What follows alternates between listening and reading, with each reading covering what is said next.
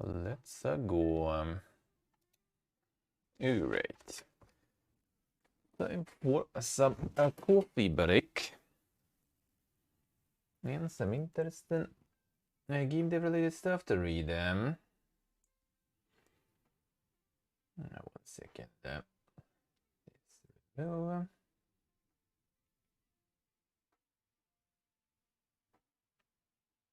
right.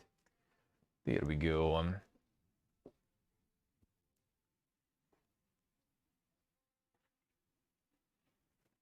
There we go. Alrighty. This here. This away. There we go. Alright, to get some of that water. Now let's get the coffee going.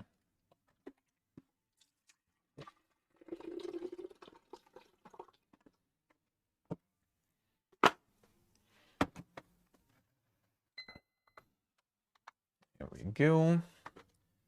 My water is on the way. Alright. Alright. Hey, right, Janelo. How are we doing?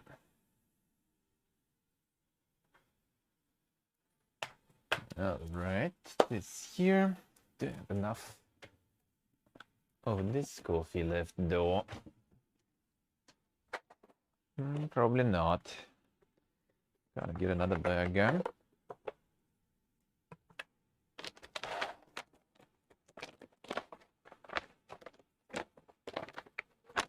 Let's look like how much was it? Let's see, I forgot when was the date. It's like almost over 2 months, I think. That's pretty good. Well, it's a good result for that coffee amount. Actually, maybe even enough for today. Seems like it. Maybe even more. Yep, actually, it might be a little bit more even. Good, then. Slept a bit too much, I see. Happens. Happens to the best of us. Not much, some Oblivion. Some Oblivion action.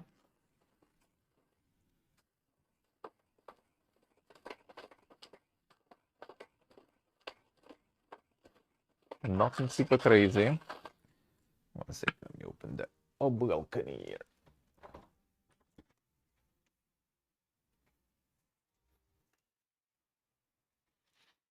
That's good weather there today, actually. Yeah, -2. Pretty warm, pretty warm.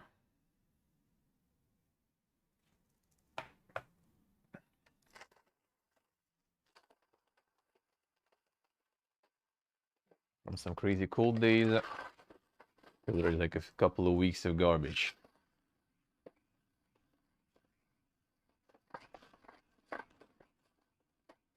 I think first week of January was warm, it was cold, and after that, pretty much the rest was kind of garbo.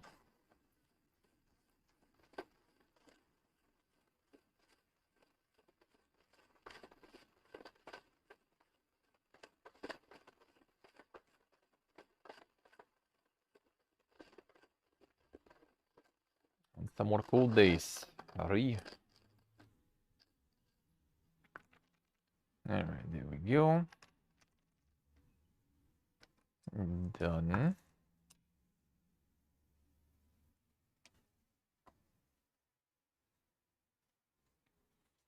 A bit more cold, that would be nice.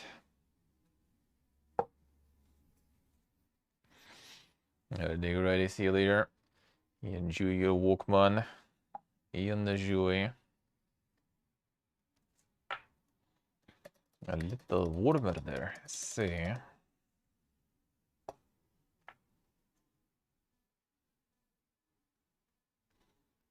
Enjoy. There we go. Get that chicory in. Still have that one going. Might as well.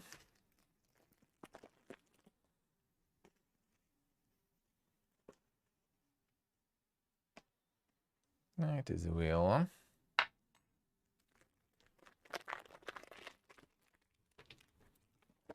Yeah, right.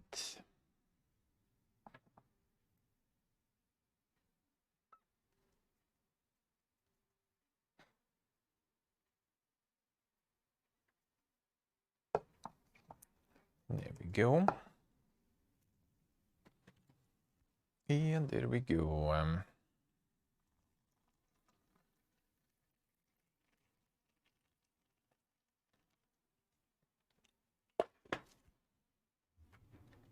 Yeah, right.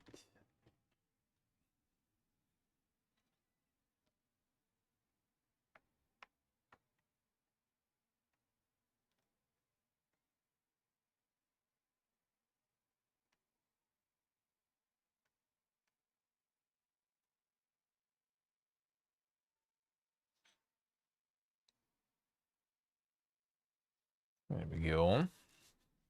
There it is. I'll wait a bit. We wait a bit. Well, I'm washing the grinder. Get that washed.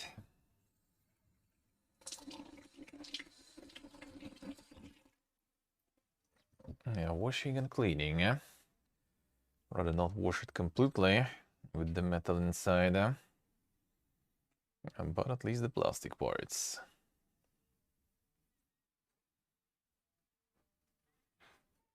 And the stainless steel, I think, for the burying inside the grinder, but still probably not the best idea.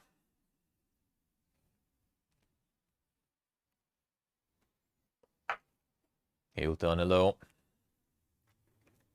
How are you, man? How's it going?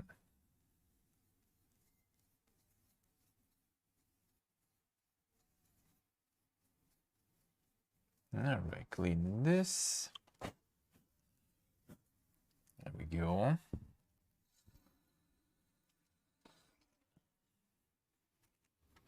And there we go. Alright.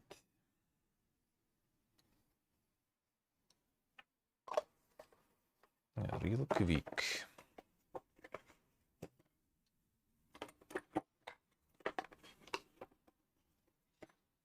Now remove them. Okay, let's see. What do we have to read for today? Let's see. Which articles are there? Since the news recap we're gonna do after this, we just do some of the articles. Okay, let's see. This we had last week. Let me remove it. The market is red. There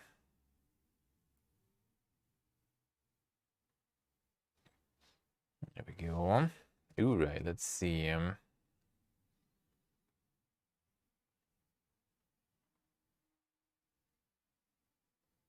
me get this one.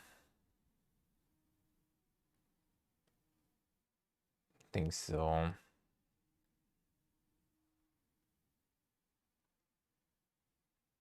should mark them instantly so I don't forget.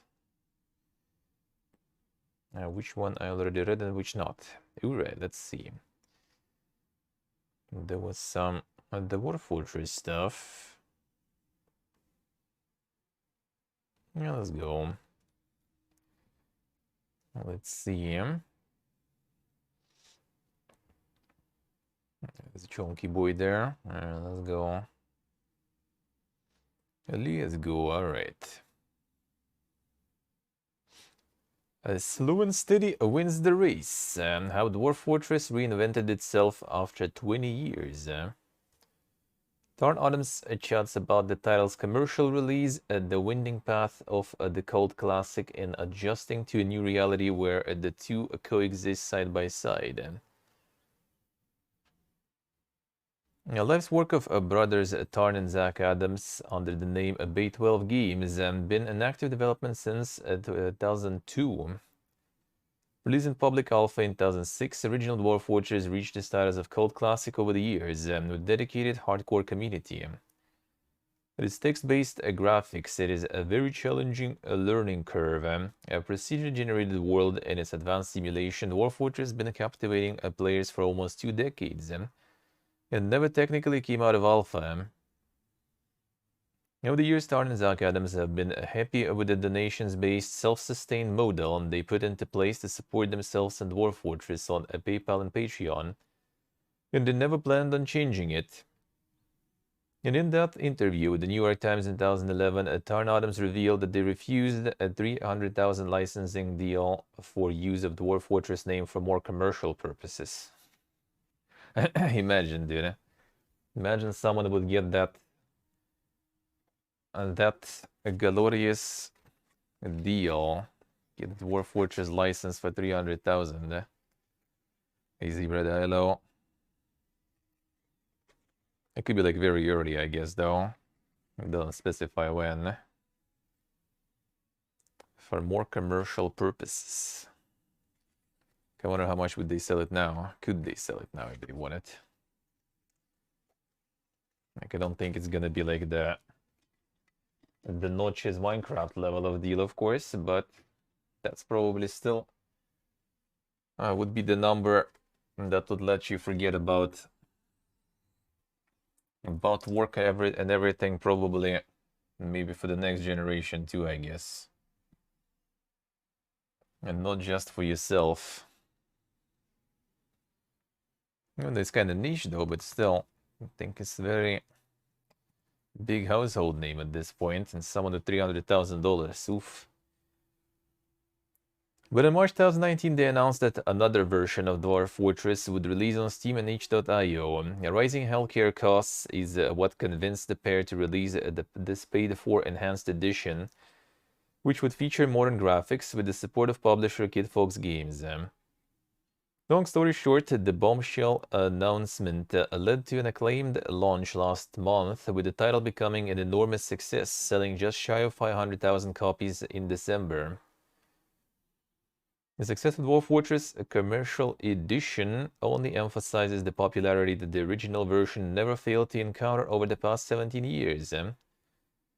But for co-creator Tarn Adams, this is a lot of changes to take in.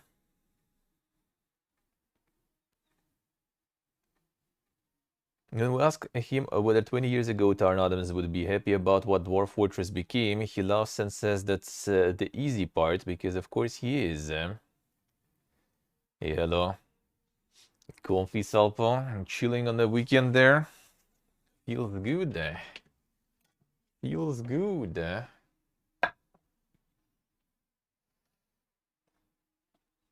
Alright, do have some milk still, indeed. That's good. Not at all. Not chilling. Damn, son. Why are you not chilling? This is blasphemy. And it's gonna be a bit too much, I feel, if I go for all of it. Whatever. Fine. I will manage. A low-key procrastinating. I see, I see. I mean, yeah, no. You already did your work week and everything. Sometimes you just need to chill and procrastinate. It can be always productive, eh? Then just leads to other issues, most of the time. Most of the time. And I find some chill time too sometimes.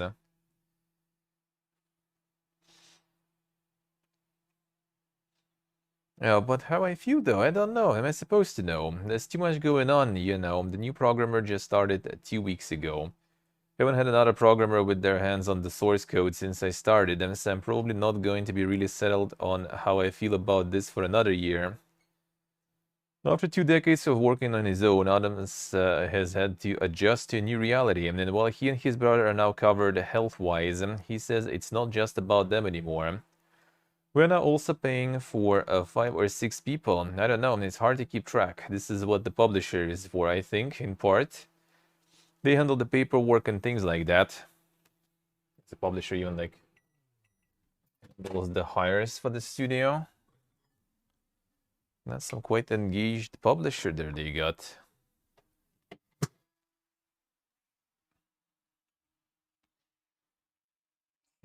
You probably ask for a bunch too, huh? Have at least 3 artists working now still. Have some unannounced stuff, so there are additional people. And then, of course, the programmer. None of these things are cheap, and now I talk about the churn rates and stuff. We sarcastically joke about it being exciting times in the dev's life when churn rates become your reality, to which Adams replies, no, 5 times over. Pretty clear that the business aspect of releasing a commercial game isn't his cup of tea. Yeah, Kid Fox, yeah. Dwarf Fortress is his life's work, and that's worth having to put your nose in spreadsheets and strategy meetings, surely. It's not easy, he smiles, and I don't want to be complaining here, since there's this PC Gamer article now showing us with champagne glasses and saying we're millionaires, which is not true. He pauses before laughing, and that'll be true in February. Damn, son. He knows something.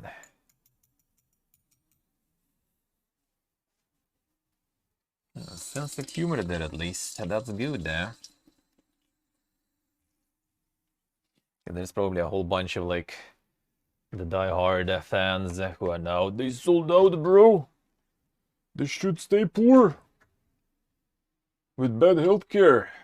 Just pump that shit on enthusiasm for us. Keep their integrity.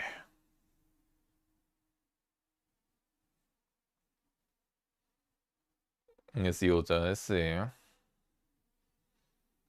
this will be a long process of getting it pressed in.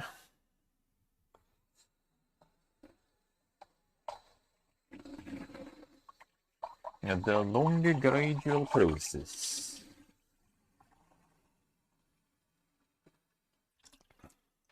I didn't want to leave that like last bit of milk there. And that would go nowhere.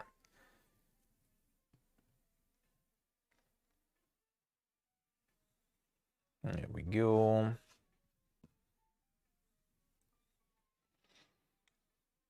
Yeah, but it's a huge adjustment. It's an ongoing process because a lot of things aren't done. I haven't really done anything new, creative in the way that I'm used to for years now. And there's going to be another year, this year, where that's almost certainly going to be true.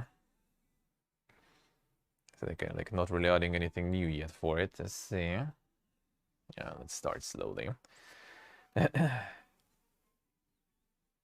I'm also now managing people to a partial extent. If you read past interviews, this was always one of the things I wasn't keen on. Don't want to be a manager. I'm not a famously social person, so I didn't strike me as a job fit. You'd have to ask them. I don't want to give myself a performance review, but it's going okay. Not my #1 job choice, but things are different now. We have to adapt. It does come back to the health scare. That's why we made a decision, and that's why we have to do things that we don't want to do in a sense. But I think that the end result is, in some baby sense of the word, transcendent of that. It's good and it's cool, and a lot more people are playing the game, which is just a good thing. If you think the game is worth playing. Yes, the goal is to try to keep the operation light enough that we can just keep going with what we have. Well, that's some dank reality of things, man. When the healthcare and everything just pushes you to do stuff you never wanted to do. But it do be like that in this life with shit. Not healthcare, that might be something else, you know. You never know. Dwarf Fortress is one of these titles where the community is deeply involved in the game development and developers are deeply involved with the community. Bait12 has been extremely transparent and communicative about what's going on with Dwarf Fortress. Community's response on the enhanced version has been mostly positive, but there were some unhappy few. What a twist. Some people just hate the fact that there is a publisher and look for any excuse to hate Kid Fox and treat me as some kind of a victim of this process, which is absolutely ridiculous. A bit too much, a bit too much.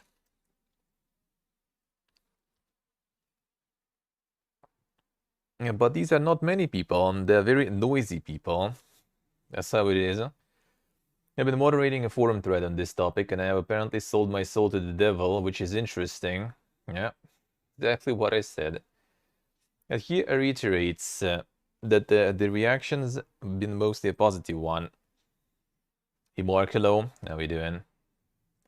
Some players were concerned about the lack of some historical features, such as full keyboard control and map export features, which is all just valid stuff to work through, Adam says. And then there's concerns about modding and whether the Steam mod community is going to separate out from the old modding community that was on the forum. Don't really have a feeling for it yet. And just too early to know where those things are going to go. And they're all just valid concerns people have. Community overall was very happy with the new version, Adam says. As well as surprised it was pretty good.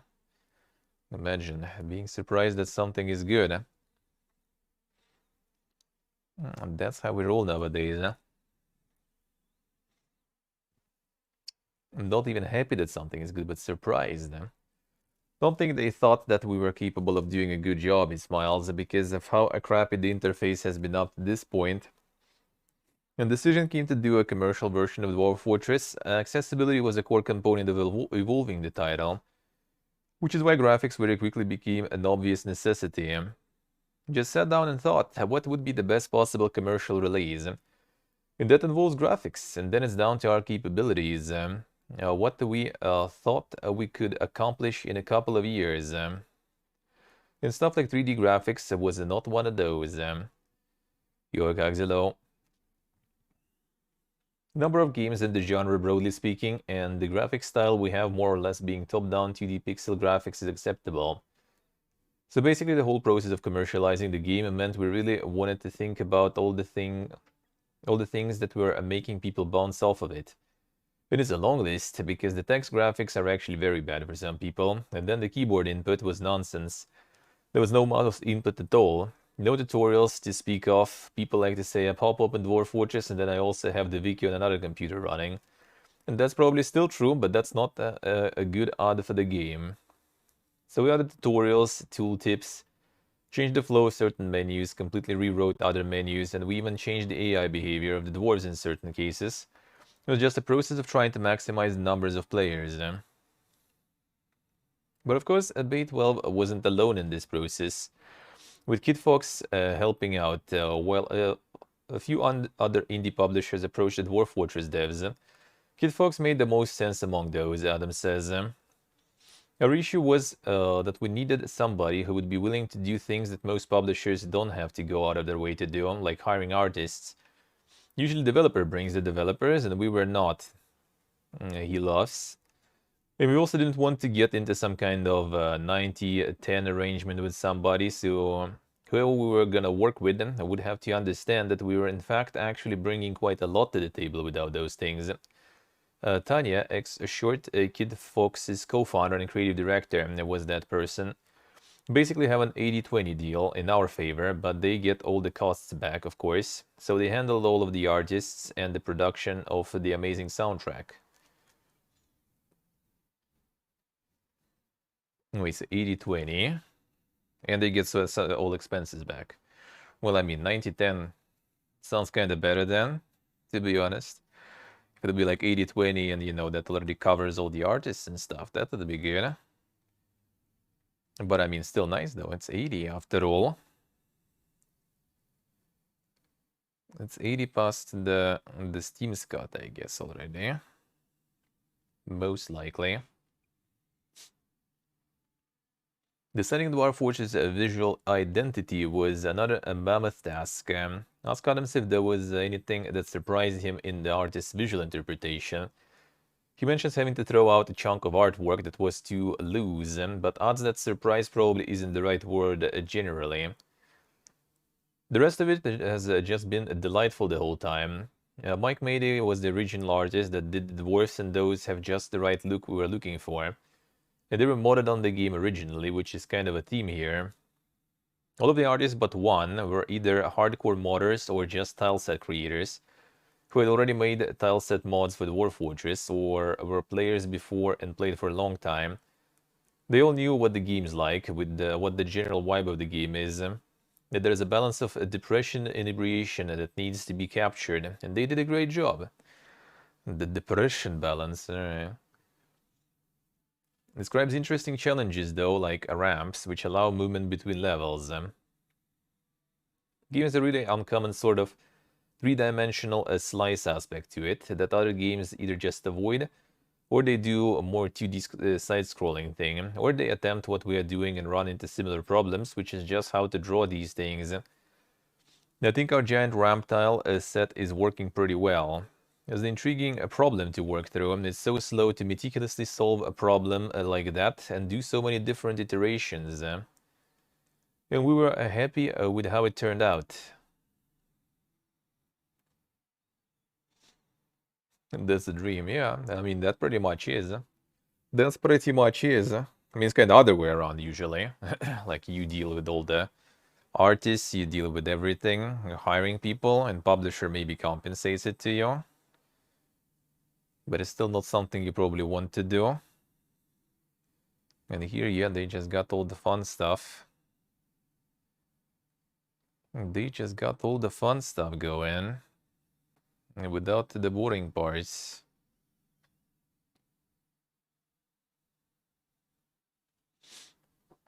The dream, eh? Trees were another challenge. Dwarf Fortress features quite a variety of trees, real or invented, which are generated depending on various biome options and can produce a wealth of different fruits, leaves, flowers, and other growths. A lot of moving parts to them as an in-game object. With knowing restrictions that we place on the artist, Adam says, the tree has to exist in a tile. Obviously, the pieces of the tree exist in the tile, but not only that, the type of piece that's in the tile is important. Like whether it's a thick branch or a trunk or some twigs with fruit on them, or are the leaves there or they not. And the code determines where those things are, and it's more complicated than a Minecraft tree where you have just a block of a trunk or a block of leaves, because the connectivity is important. The direction that they connect is just everything. There's a lot of information, and it might not line up with what the artists want to draw for an oak tree or something. And they don't even get to really interpret oak broadly in an oaky way. They're like, this is an oak chunk that connects in a certain direction and so forth. Carol and Jong did those starting from the template that Mike had created long before, and they're just above and beyond what I would have conceptualized as being possible with those restrictions, so that's why we have artists. Bay 12 is now in the interesting situation of having the original free version of Dwarf Fortress still running alongside the commercial game. Adams mentions that the historical community continued to support them while they were going through the development of the enhanced edition, which he is very grateful for, but he admits that having both versions was kind of concern at the beginning when they announced the project. We want to explain to the community clearly in our announcement why we were doing it and reassure people that they wouldn't really be losing anything, that there was still going to be a free version, which is of course a very uncommon thing, but also there's a feature parity, right? The mechanics in one are the same as the mechanics in the other. For Bay 12, it was all about figuring out how to maintain their existing community while taking this huge sidetrack off into graphics land that was going to fundamentally change what the community is, how it relates to us, and how we are financially supported. Adams explains. Having two versions peacefully coexisting was the solution they came up with. That seems pretty fair. That seems pretty fair.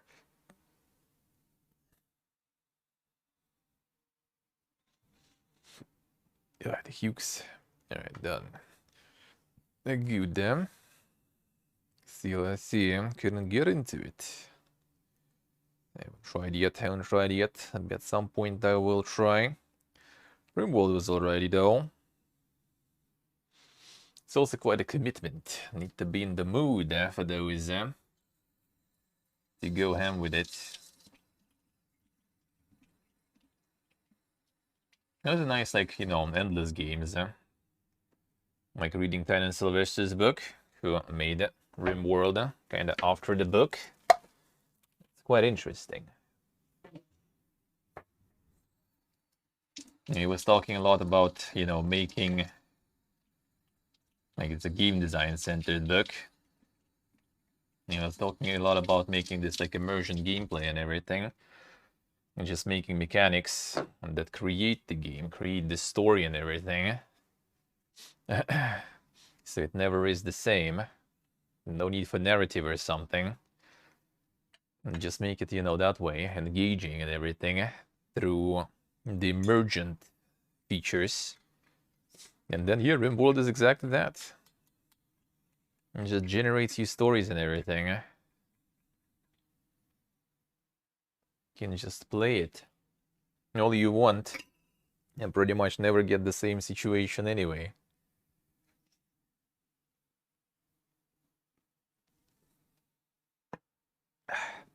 Alright. It's been 50 days and so far so good. And like I said, we haven't got the money yet, so it's good that people continue to support us. I didn't get the money yet, huh?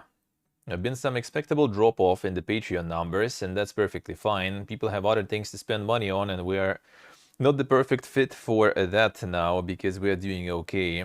Makes a lot of sense to switch your support to other people. That's really nice of them. Concluding our chat, we ask Adams about what's ahead. Details a whole content map. Adventure mode, improving the graphics, adding a missing keyboard input and map export features. The first phase is catching up, because adventure mode is in there, and adventure mode is an entire game with its own 90 screens. That's gonna be, yeah, maybe that'll take this year to finish.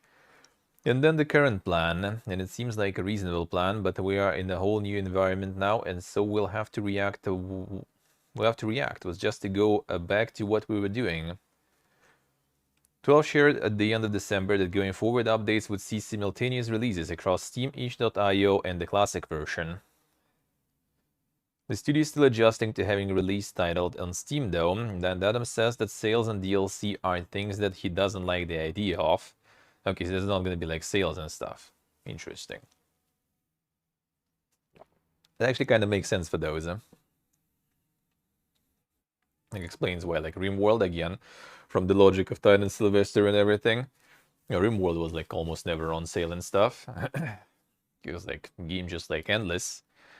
It doesn't really become old, eh? Except for graphics, I guess.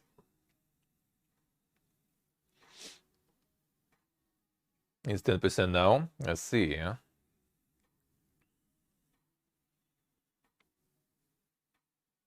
No, they apparently don't like, at least. We'll see. Yes, sales and DLC are things that he doesn't like the idea of. I guess 10% is like, maybe like 20% is just as low as they can go.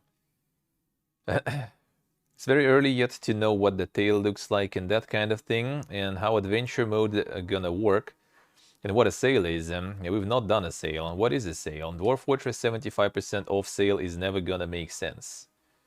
Yes, I guess just not like big sales. Prior to the Enhanced Edition announcement, Bay12 was working on a villain update, artifact heists, army and siege improvements, myth and magic aspects, and way more. So it's very much going back to business as usual, we suggest. GameKey HPLO. How we doing? Yes, there is no real reason to change it now, except any reason that may come up, Adam smiles. Who knows, right? It's really hard to tell with what's going on with the people that we have on now. The programmer is already updating our graphics engine forward 1,000 years. So that kind of thing is a part of this multi-year process I described. It's going to be a multi-year process with them. This includes things like Mac and Linux ports.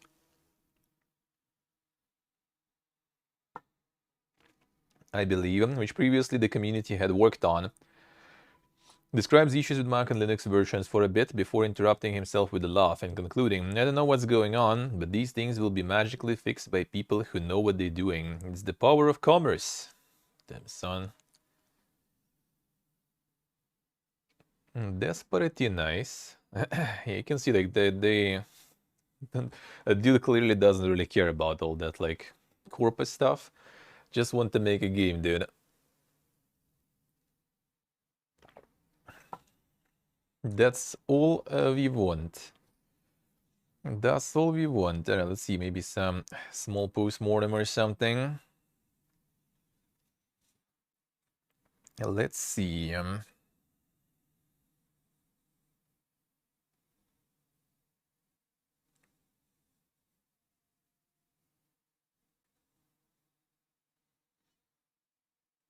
Let's try maybe this.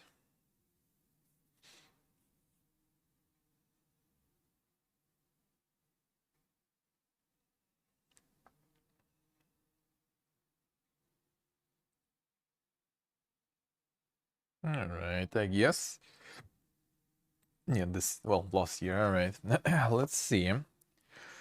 Exodemic postmortem.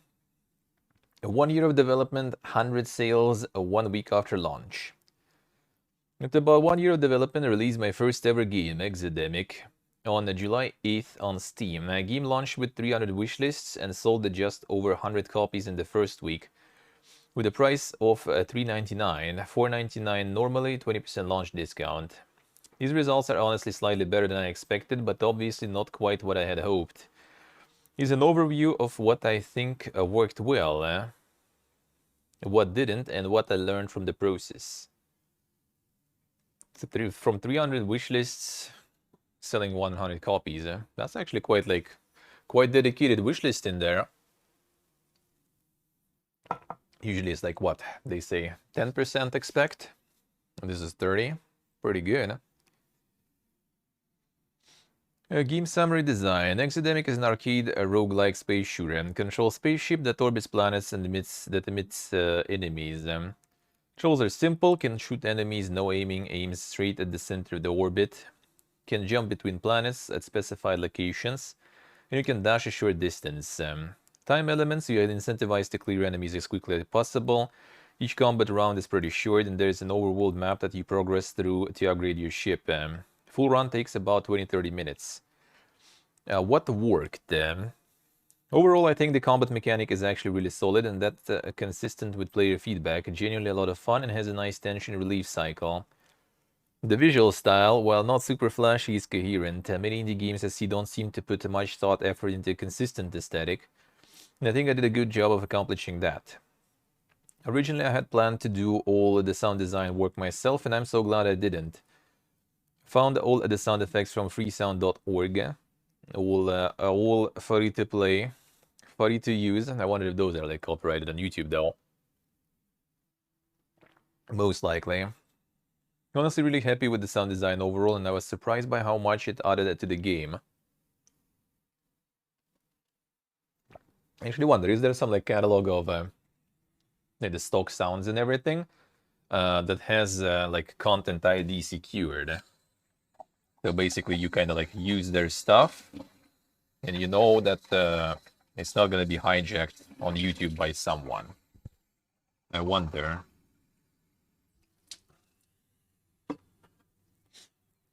Because I never like I only encountered it once with like one demo that I did before.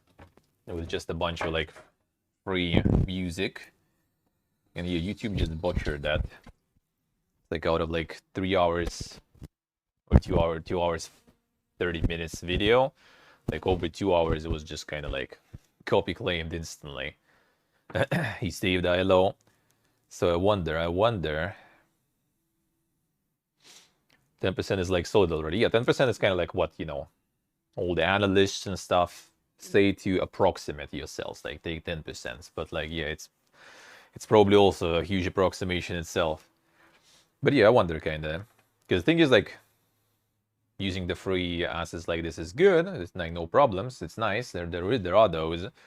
But then, yeah, you get like try to get the video out of like content creators and stuff, and it's not happening because they get copy claim, the monetization is RIP, and then like what's the point for them to like post a video of your game if they can't make anything out of it? So yeah, I wonder how to handle that much. Mostly you don't have that issue though. Mostly. But yeah, that's a little thing I haven't heard about before. I haven't thought about before. What didn't work?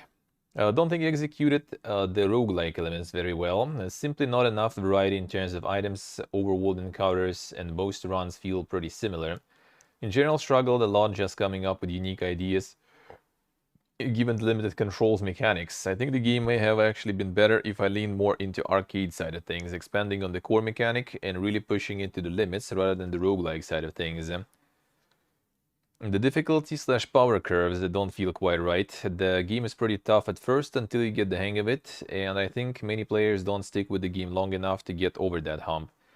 It's exacerbated by the fact that a lot of times your deaths feel inevitable, and again because of the limited control you have over your ship. I think players are often left frustrated that they lost rather than eager to try again. It's supported by the fact that the median playtime is about 20 minutes. It's like basically one run, pretty much. Now, the visual style is coherent. It isn't necessarily the most eye-catching game. Colors are somewhat muted, and on the whole, screenshots look a bit bland, which I'm sure has a big impact on sales on Steam, as well as influencers wanting to cover it. On screenshots, I kind of not sure about like bland and colors and stuff. It's more about kind of style, I guess, to me. I don't know, screenshots kind of important though, because like I need to get like an idea what the game is about. Then I already watch the trailer, and then I kind of figure out if I'm interested or not. What game? Exodemic. Massively overscoped the game. Originally I was going to just knock this out in a couple of months to get the game under my belt, and then move on to something more interesting. Well, here we are a year later. I'm glad I finished, but I learned that for pretty much every aspect of the game I had to iterate on it about 3 times before landing on something good/fun. So if I want to make a game in 3 months, I have to scope a game that I think I could do in 1 month, which, working only a couple of hours a night, is pretty challenging. The longer development time also meant I got a bit burnt out, bored of the game. From the beginning I wasn't super excited about the game. I didn't really prototype anything. Just dove into the first game that sounded somewhat interesting. Probably be more discerning about serious projects in the future. Development/process. Technical side of things, developed the game using Love 2D in Lua. Hadn't used Lua before, but I had tried Unity and it was just way too bloated for me. Was able to iterate much faster in Love 2D, and I think it's a nice little framework. I really disliked working in Lua though. Throughout I was pretty firm on doing the easiest thing that worked, even if the solution wasn't the prettiest, most robust, and I'm happy with the results. The strategy saved myself a lot of work that really wouldn't have had much benefit. On the other hand, there were a couple of areas of the code where I did take the time to invest more time into system/module, and in general that paid off too. I think balance is the key. That said, the code is still pretty spaghetti. Released a demo fairly early, about 1 month in the process to gauge feedback reception. Didn't get much response, but what I did get was generally positive. One person spent several hours playing, which was exciting. However, it was still just a handful of people. We should have taken that as a sign and cut my losses there. Hadn't invested much by that point. What I was like thinking actually yesterday, what would be very cool is if Steam had some sort of like, you know, kind of like reviews for demos basically.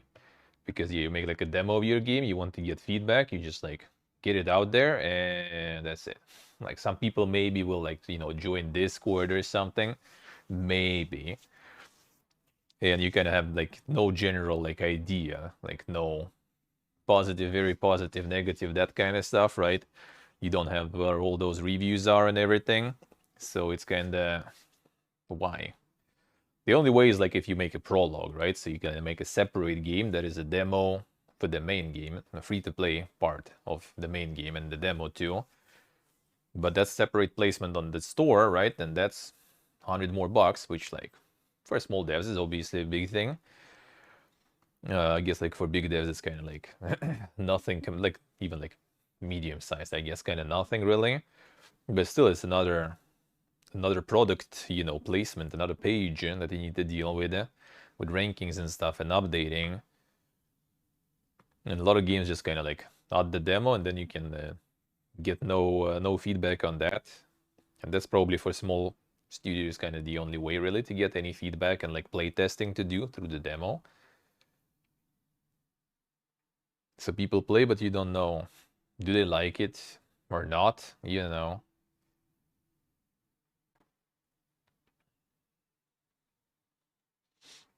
That point on, I got a lot of feedback from people who were following the development of the game. Generally super helpful and made the game a lot better. On the other hand, I did often feel compelled to implement and address whatever feedback was provided, and I think at times this may have distracted me from just finishing the game.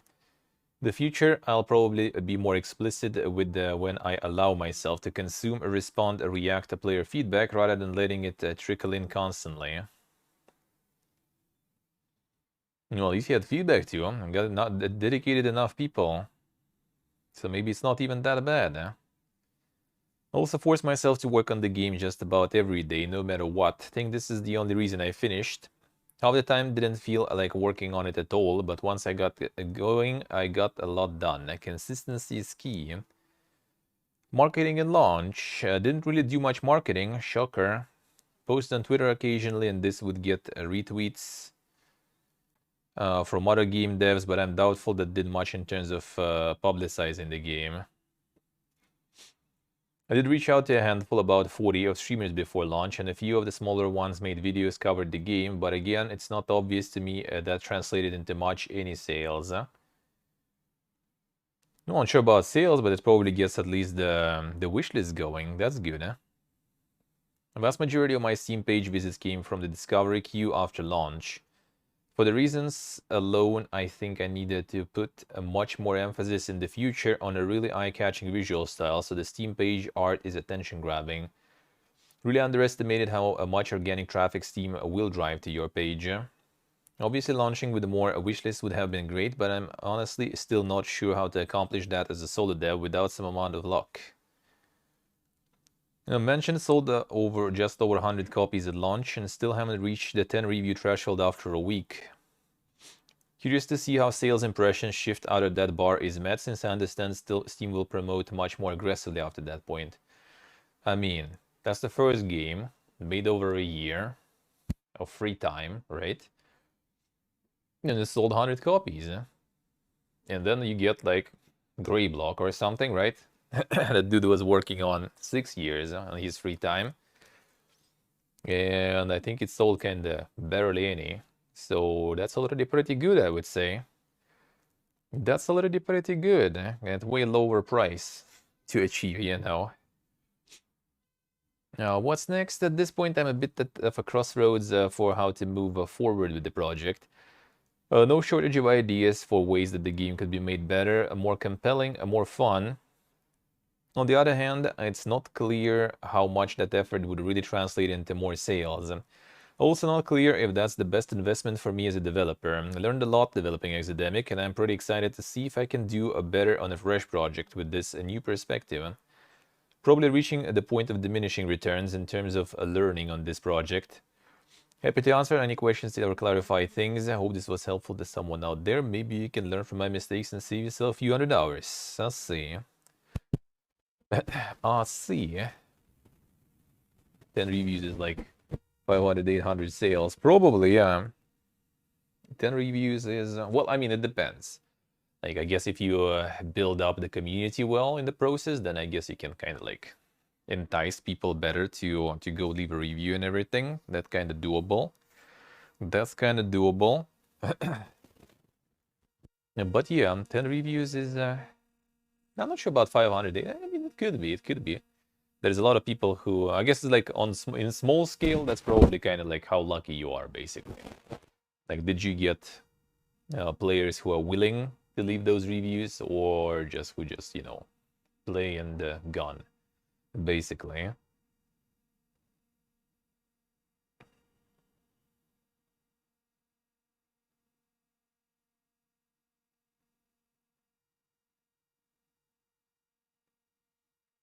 What else? What else?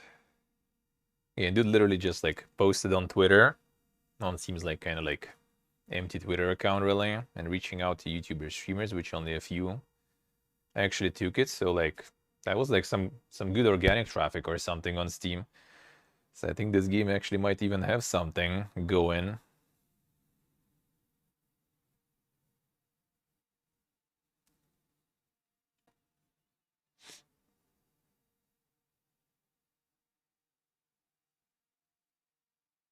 Zero, I see.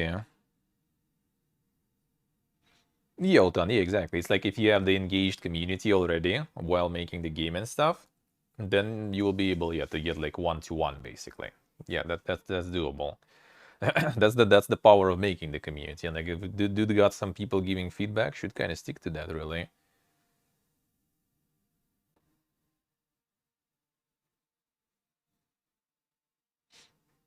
You know what? You have 60 reviews now. It looks not bad. Damn son. That was like 1 month difference. I wonder actually. Interesting. And before it just like was someone just covered it. Alright, whatever. And it exploded, huh?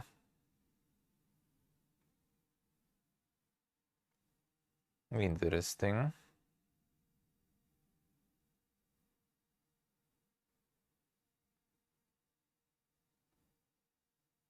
Yeah, 60 reviews is probably not exactly, but it has 38 actually now. It has 38 now actually. So maybe in the end it did actually kind of sell.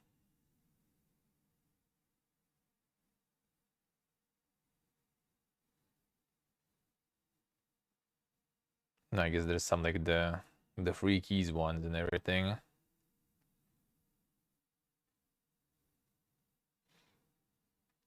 Not too bad, eh? Not too bad, eh?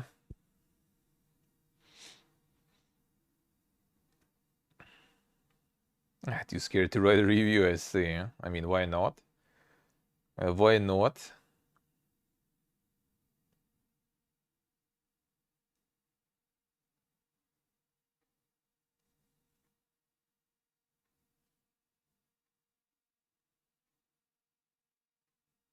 I do some on my curator. I do sometimes. Actually, been a while. I should probably return to it.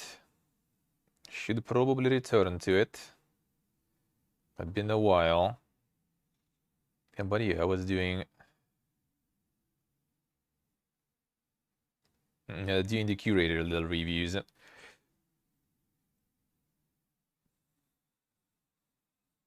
The actual reviews might also be kind of nice, but yeah, it's like the commitment and everything. I gotta get time for that. I gotta get time for that.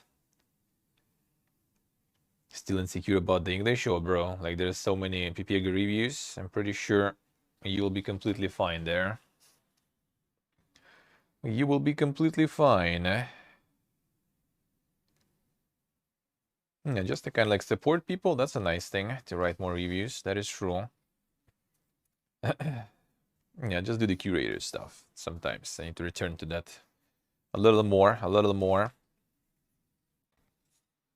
All right, get to the PC, get to the news recap now. Let's go. It's nice if you want to do it for other devs though, that's for sure. Otherwise, it's not really something that's gonna gain you something. I don't know, maybe some people who put like their YouTubes and everything in the reviews are doing quite well with that. Not sure, not sure.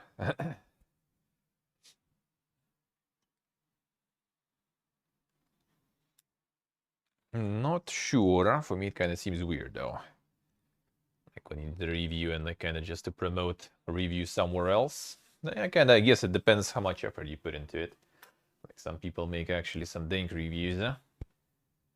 So you kind of read the TLDR on Steam, quite a long TLDR, and then you can go watch like a video or something. That kind of makes sense. Well, that kind of makes sense.